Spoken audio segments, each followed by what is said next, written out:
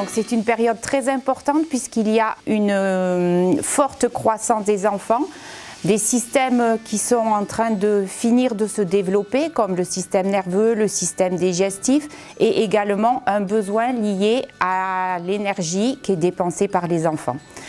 De 0 à 4 mois, l'alimentation est uniquement lactée, donc on est soit sur de l'allaitement maternel, soit du lait premier âge. Autour de 6 mois commence la diversification, donc les enfants vont pouvoir commencer à goûter les légumes. On va leur donner des soupes et on peut leur donner tous les légumes. Même les tomates pelées et pépinées peuvent être introduites. On peut utiliser des produits frais, mais on peut également utiliser des produits surgelés qui sont de bonne qualité, des produits bio. On peut aussi utiliser des produits en conserve, voire des petits pots occasionnellement qui sont de bonne qualité organoleptique, mais sur lesquels le goût n'est pas très différencié d'un petit pot à l'autre. On va introduire également ensuite vers 7 mois la viande. Pour le dessert, on introduira les compotes pour les fruits. L'intérêt des fruits et légumes, c'est d'apporter des vitamines A, B, E et K, d'apporter des minéraux, des oligo-éléments et des fibres. Et c'est important pour avoir une bonne digestion.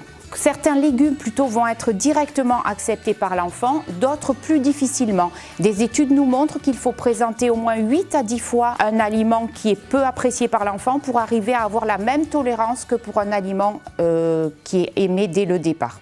Autour de 1 an, on va introduire ensuite les petites pâtes.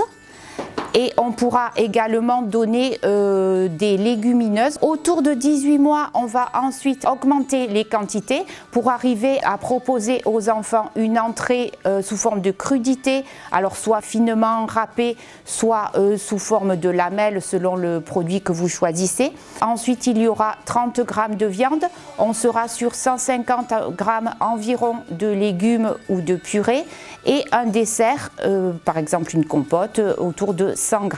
Ce qui est important de retenir, c'est qu'il ne faut pas trop saler l'alimentation. Utiliser des matières grasses tous les jours parce que ces matières grasses permettent de bien développer le système nerveux des enfants. Donner du lait adapté aux enfants parce que ce lait, qu'il soit premier âge, deuxième âge ou lait de croissance, il a un taux de protéines et un taux de matières grasses qui est adapté au développement de l'enfant, bien mieux que le lait de vache. Vérifier la quantité de protéines, 10 g pour commencer, 20 g autour de 1 an et 30 g autour de 2 ans. Donner les fruits et légumes plusieurs fois lorsque l'enfant refuse de les manger. C'est la répétition qui fait que vous allez arriver à faire accepter le produit. Dans les crèches, nous respectons ces principes de base et la réglementation qui est en cours. Les enfants ont une alimentation qui sera équilibrée au quotidien.